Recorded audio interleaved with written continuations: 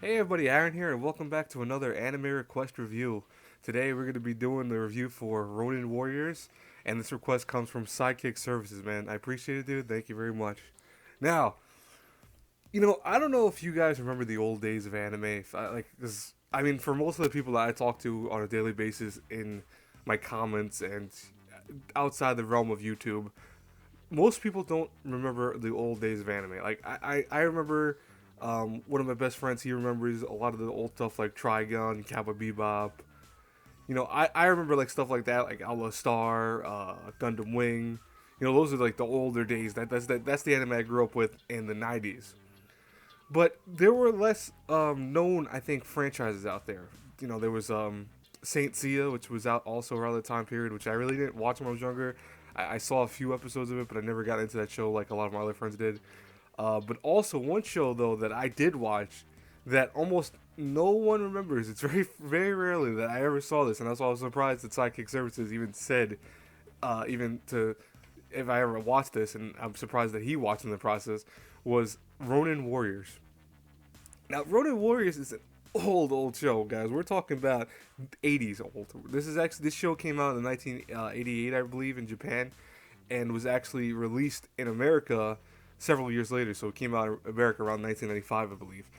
And it was an interesting show back when it came out because when I came out, I was so into the show that I bought the action figures and I was watching every episode. It was very similar to like the other stuff I used to watch, like Gundam Wing. I'd actually put on a VHS into the machine and hope to record it because Ronin Warriors actually was very odd. It played at different times for some reason. It never played specifically like the other shows. Like you would say, 4:30 would be Gundam Wing, and then 5 o'clock would be Ronin Warriors. There was a lot of times, and I remember this as a kid, that Ronin Warriors I guess was maybe kind of like the B scheduling for shows, so it would never play during specific times. It was always like, today's gonna be 3:30, tomorrow it's gonna be like 4 o'clock.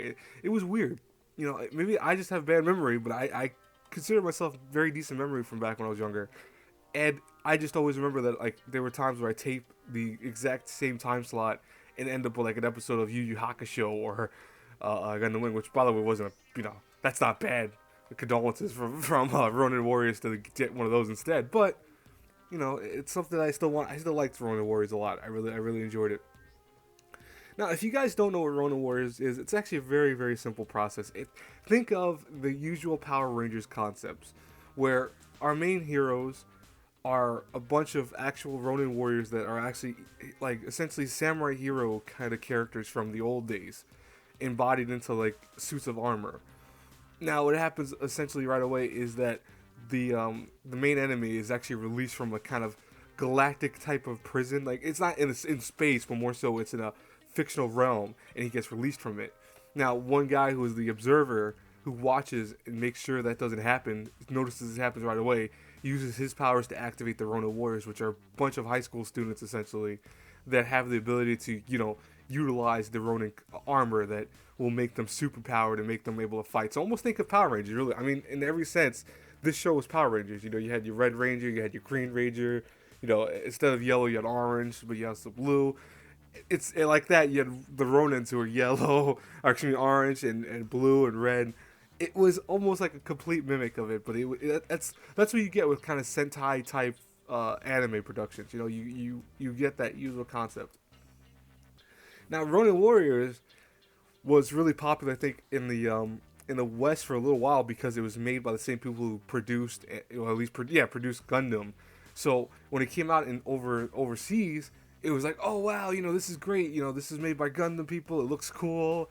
It's got a lot of action. If you were a young kid, you loved the action because the action was people using swords, and parents would get mad because it wasn't really violent. There was nothing like blood going on, and there was nothing like even though everyone was using very sharp objects, no one was really getting hurt by it. That was cool. It was something that you as a kid would see it and you'd be enjoying it because of what it is.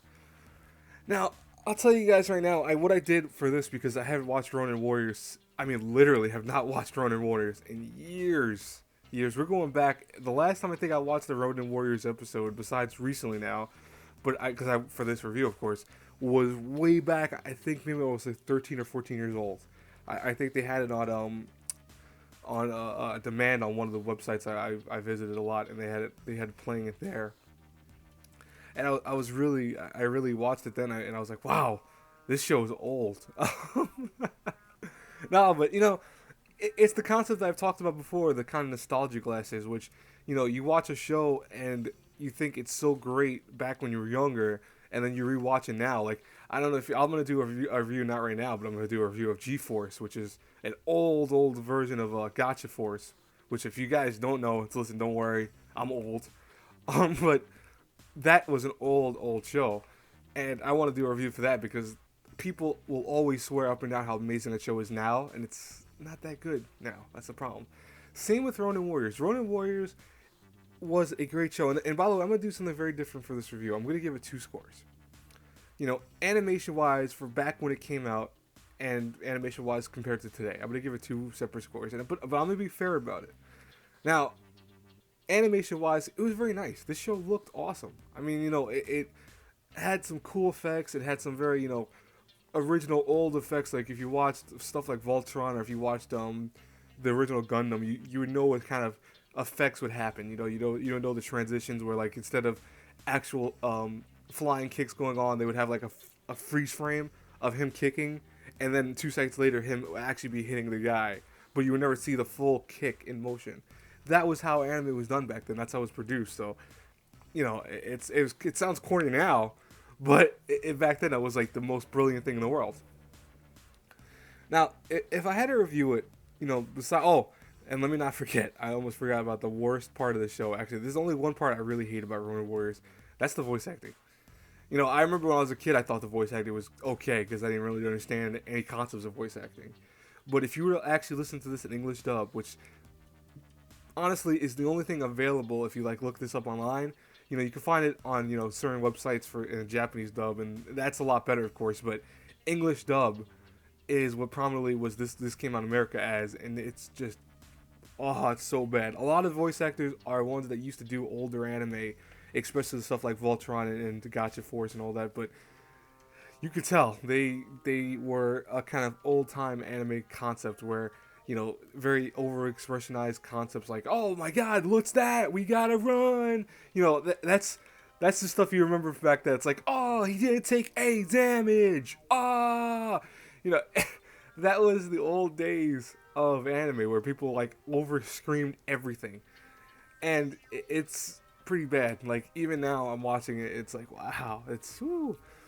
But overall, here's what here's what I'm gonna do. If I was to review this back when I was younger, and I mean like in the sense that I had the intelligence to review stuff back then. I'm not gonna say like, oh, when I was 5 years old I was able to review. No, when I was 5 years old I was not able to review this. But let's say if I was to review this years later, not a lot, but years later, this show would get a solid B. It was a great show. It wasn't the pinnacle of animation back then. Like there was other stuff coming out during that time period that was a lot better. But you gotta also remember that this was also a product of something coming out in the 80s, coming out to America. So if you think about it, the animation was very good.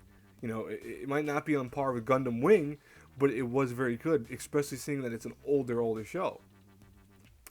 Now, if I was to review it based off of nowadays current concepts, I'd have to say it's a C plus. It's not like, listen, guys, the animation is not bad, even though it's old as heck. The animation is not bad. The story is decent. It's not it's not the greatest story. You've seen it before in Power Rangers and other shows like that, but it's not bad. The worst thing is voice acting. I'd highly recommend checking up online or like buying it, because they have the Japanese dub for most of the DVD releases of this. And I think this show is pretty cheap. I think you can get it for like $30 on Amazon or $25 on Amazon. It's really cheap. But it does have that issue that the voice acting is so bad. But everything else is good. This is one of the shows that kind of keeps this nostalgia factor. It runs pretty good. It looks pretty good. It has some cool action to it. It has some cool storytelling. It's not great. It's not going to be anything that blows your mind and be like, oh my god, I got to watch this. No, it's not going to be like that. But if you like the older classic anime, you can't do wrong with Ronin Warriors. Anyways, guys, this is the end of the review today. I hope you guys liked it. Please like, comment, subscribe. Really helps my channel out a lot. And as always, until our paths cross again in the next review, have a good one, everyone. Bye.